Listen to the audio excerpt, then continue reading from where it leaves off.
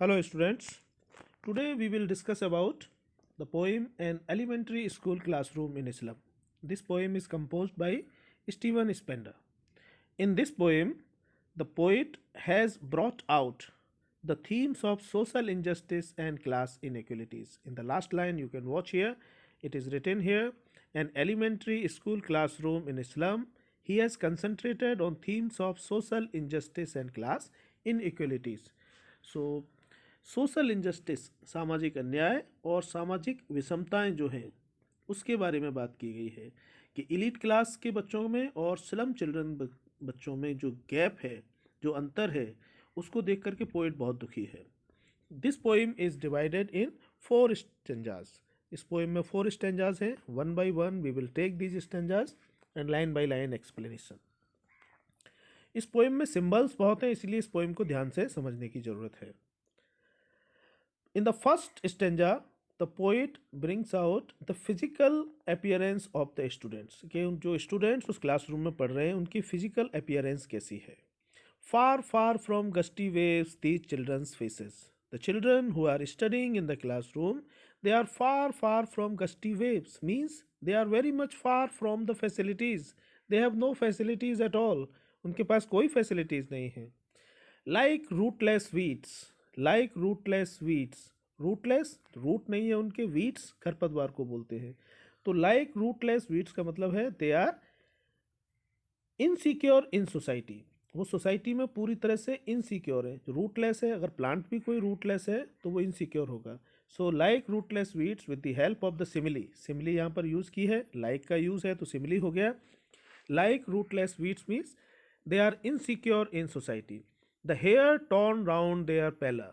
The hair torn round their pallor. Pallor, yellow faces. उनके yellow faces के चारों तरफ बाल बिखरे हुए हैं. It means they are not well groomed. They do not have combed hair.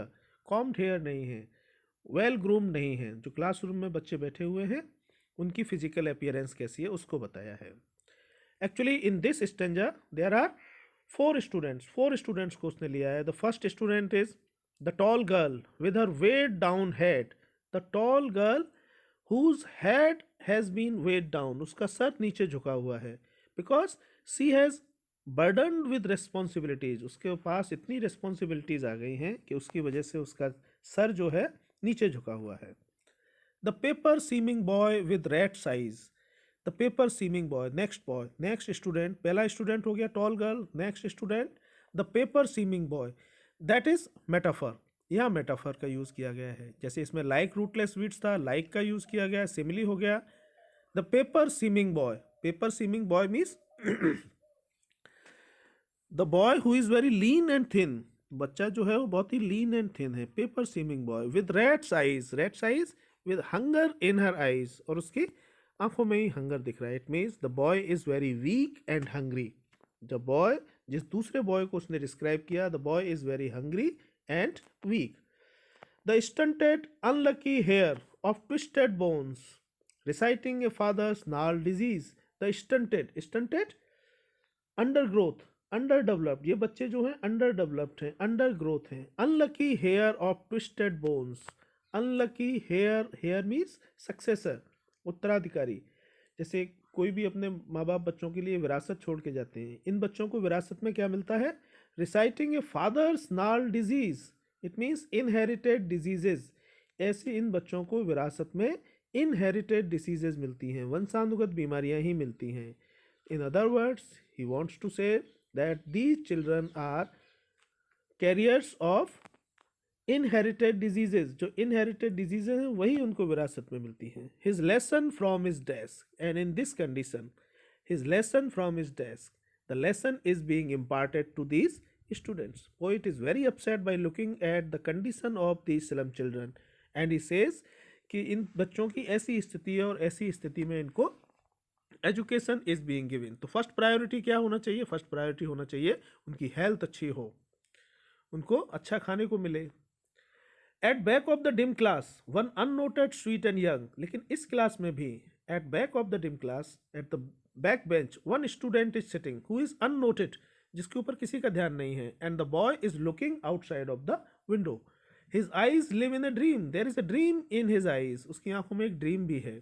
Of a squirrel's game in tree room other than this. And the boy is looking. और ये बच्चा जो है खिड़की से बाहर देख रहा है. स्क्वेरल्स गेम, जो स्क्वेरल्स गेम खेल रही है उसको देख रहा है. In the tree room. Tree room फिर से मेटाफर का यूज है. Nest.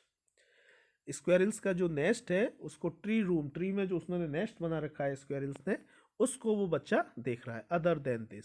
So in this first stanza there are 4 students. 4 students को डिस्क्राइब किया गया है.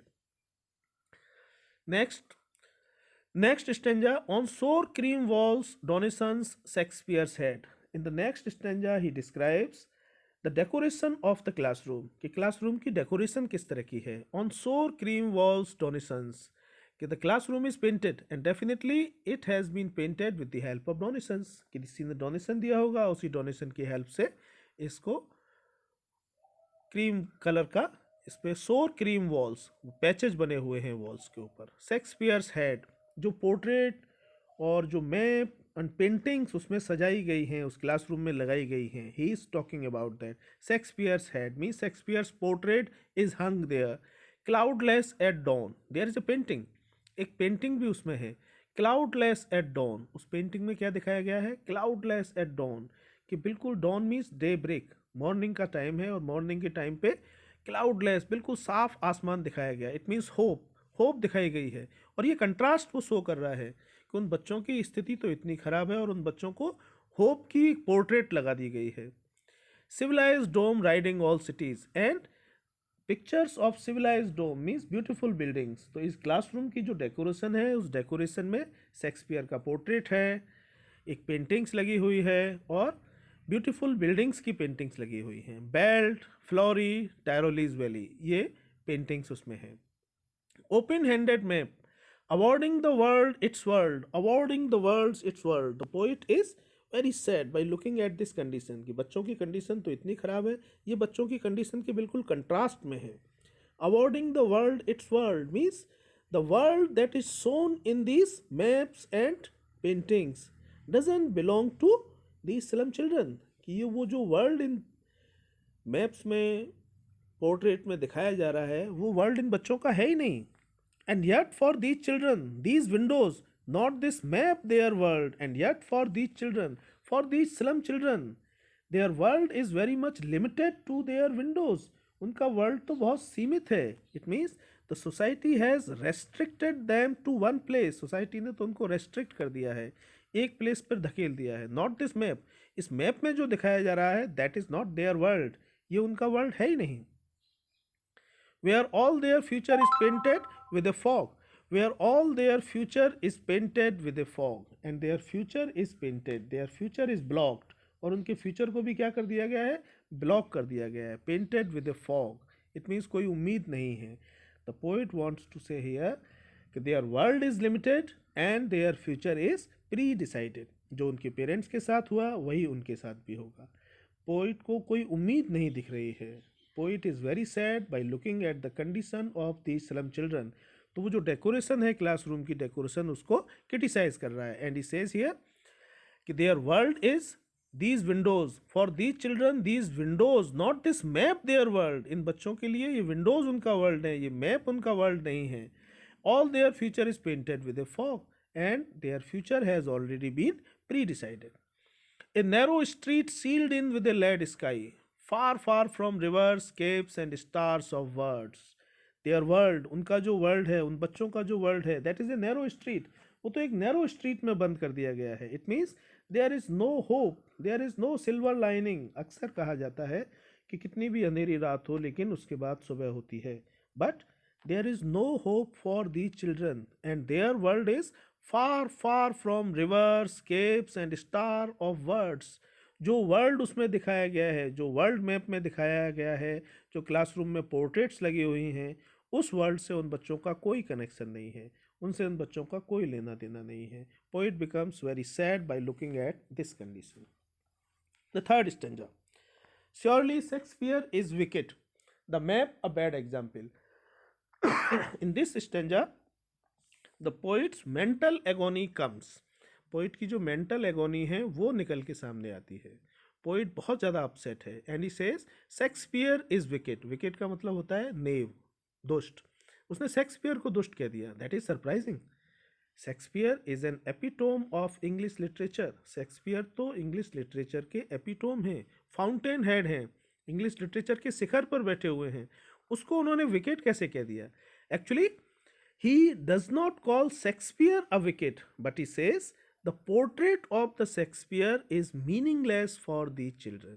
उसने पोइट ने शेक्सपियर को विकेट नहीं कहा है, पोइट के कहने का मतलब है the portrait of the Shakespeare that is hung on the classroom wall is useless and meaningless for the children.